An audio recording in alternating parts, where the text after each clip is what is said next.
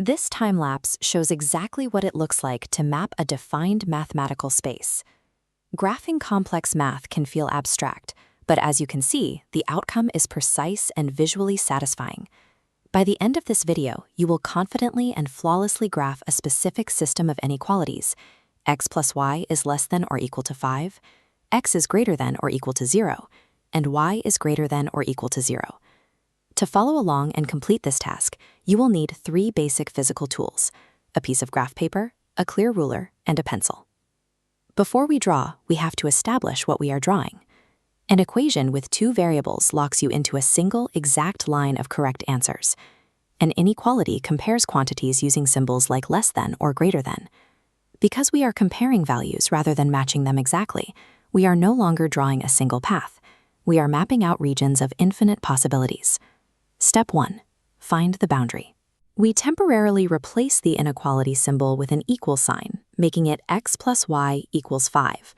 To find intercepts, set x to 0, leaving y equals 5. Set y to 0, leaving x equals 5.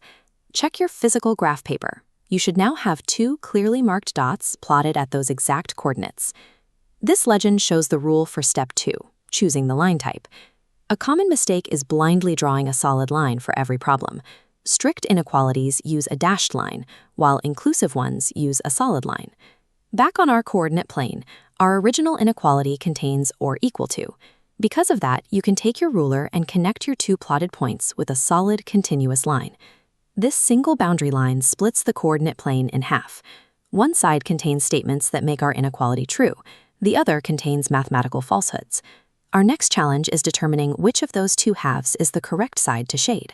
Step 3. The test point method. The origin's coordinates, 0, 0, are the most efficient to test. Substituting 0 for x and y gives 0 plus 0 is 0. 0 is less than or equal to 5. This statement holds true. A quick note for future problems. If you ever need to multiply or divide by a negative number to isolate your variable during a test, you must reverse the inequality symbol. Moving to step 4. Based on our successful test point, we confidently shade the region.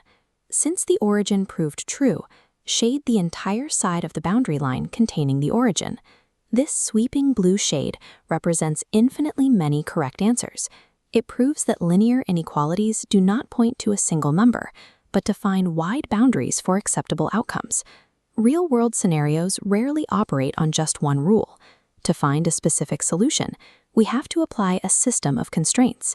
Step 5. Final constraints. The x and y axes illuminate.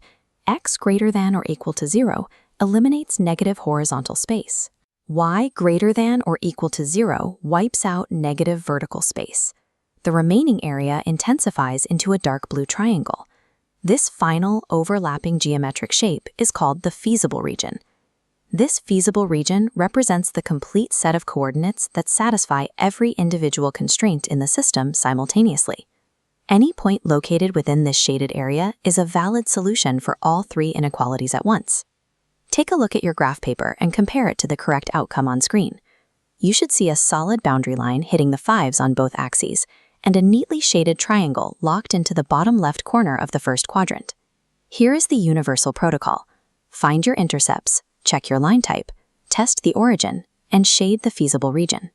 Facing multiple inequality symbols and variables can cause initial anxiety, but by following the physical checkpoints, the math translates into a methodical, highly satisfying process. Graphing inequalities provides a visual method for identifying where multiple rules overlap.